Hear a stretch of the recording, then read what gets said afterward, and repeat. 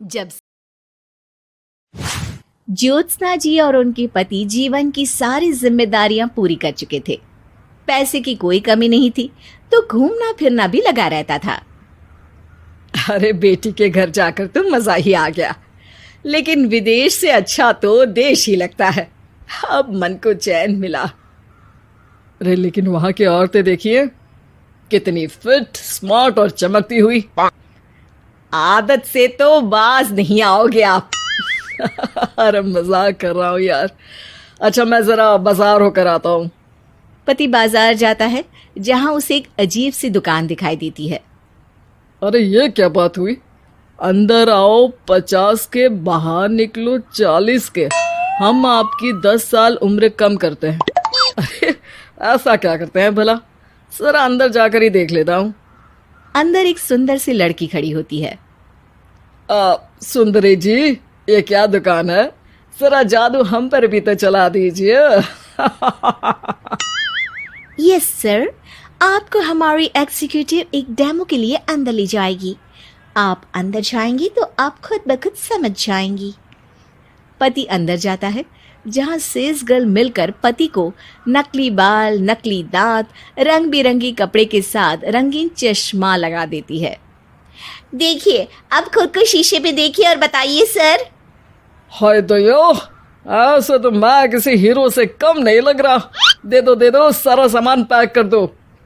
पति खुशी खुशी वहां से निकल जाता है। घर आकर वो सारा सामान छुपा देता है। फिर अगली शाम, सुनो मैं वॉक पर जा रहा हूँ। इस वक्त? अरे नाती पोतों को वीडियो कॉल करके बात तो कर लो। अब हाँ, आकर करता हूँ ना, पक्का पक्का। पति बाहर जाकर सारा मेकअप करता है और मार्केट में घूमता है, जहां उसे एक स्मार्ट सी महिला दिखती है। क्या आपको मुझसे कोई काम है? नहीं, आप तो बहुत हैंडसम हैं।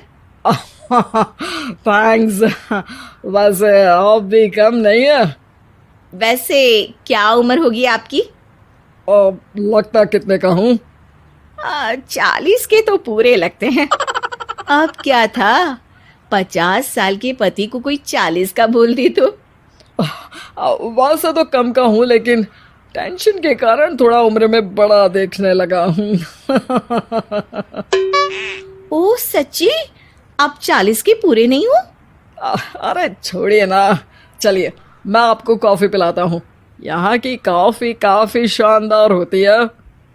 दोनों में दोस्ती हो जाती है और फिर चल पड़ता है सिलसिला रोज रोज के घूमने फिरने और मजे करने का। अब सारा दिन पतिदेव फोन पर। अरे नाश्ता तो कर लीजिए, क्या सारा दिन फोन पर लगे रहते हैं? अरे यार जरूरी काम कर रहा हूँ मैं। रिटायर हो, पेंशन मिलती है, कोई काम नहीं है, फिर कौन सा जरूरी काम आन पड़ा आजकल? अरे एक प्रोजेक्ट के सोशल नेटवर्किंग का काम है, उसी पर काम कर रहा हूँ। ठीक है, चलो अब नाश्ता कर लो, देर हो रही है। पति अपना नकली सारा सामान बिस्तर के पास छुपा कर सोता, सुबह चुपके से पहनकर बाहर जाता और घर आने पर उतार देता। एक दिन पड़ोसन कहती है, अरे ज्योत्सना बहन, तुम लोगों के घर कोई हैंडसम सा आदमी रहने आया है क्या? अरे कहाँ यार, मैं और ये दो ही तो लोग हैं घर में। हैंडसम सी शक्ल देखे तो मुझे भी जमाना हो गया है। अरे पता नहीं, वो जाता तो तुम्हारे ही घर में है, क्या पता कौन होगा। अरे तुम्हारी उम्र हो रही है ना, और भाई साहब को भी गए 5 साल हो गए, शायद इसीलिए अब सारे हैंडसम नजर आ रहे होंगे।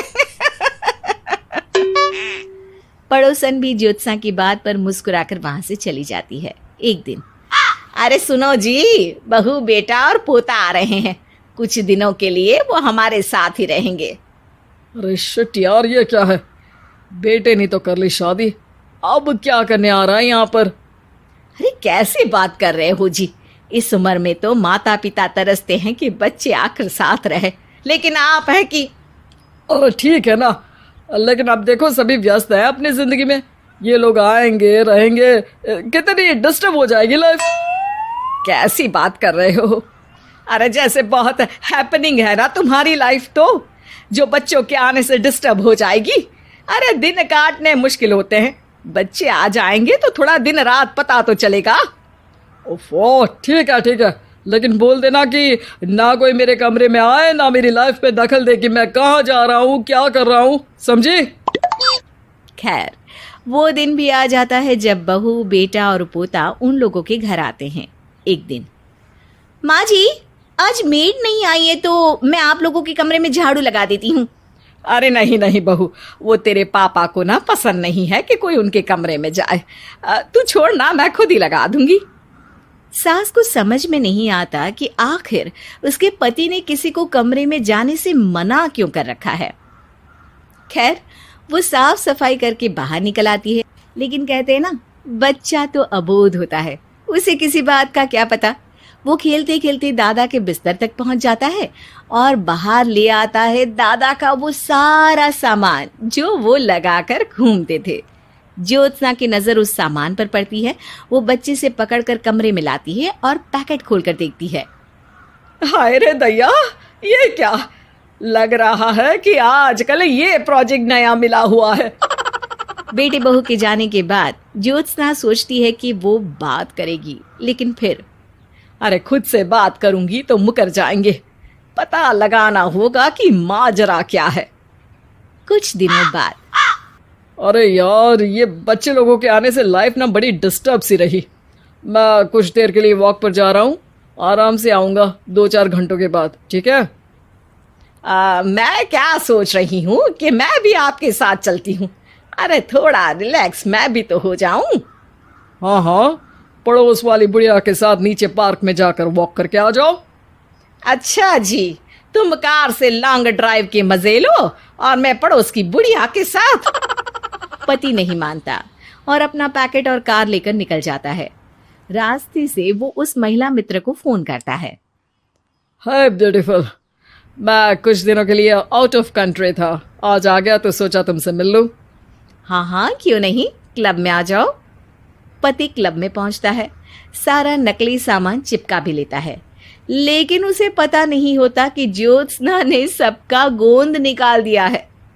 ओ बेबी, मैंने आपको बहुत मिस किया। मैंने भी। लेकिन वो जैसे ही हंसता है, उसके नकली बाल गिरकर हाथ में आ जाते हैं, जिससे उसका सर गंजा दिखता है। ओ ये क्या? तभी उसका दांत भी हाथ में आ जाता है और ज्योत्सना के पति का सारा बुढ़ापा उसकी दोस्त के सामने आ जाता है। हे भगवान, अंकल जी, कौन है आप? क्या ऐसी बात कर रही हो अंकल? मैं तो तुम्हारा दोस्त हूँ। अरे पर हो तो अंकल ही ना।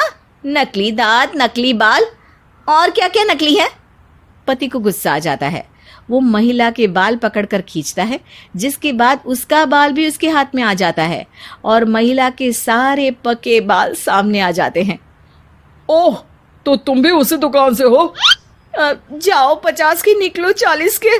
हाँ, बढ़िया आई मुझे अंकल कहने वाली। लेकिन ये समझ में नहीं आ रहा कि मेरे बाल और दांत बाहर कैसे आ गए। तभी वहां ज्योत्सना आ जाती है। जी, मेरी वजह से। चलिए इन आंटी जी को नमस्ते कहिए, फिर घर चलते हैं और वहां मैं बनाऊंगी आपको 40 का।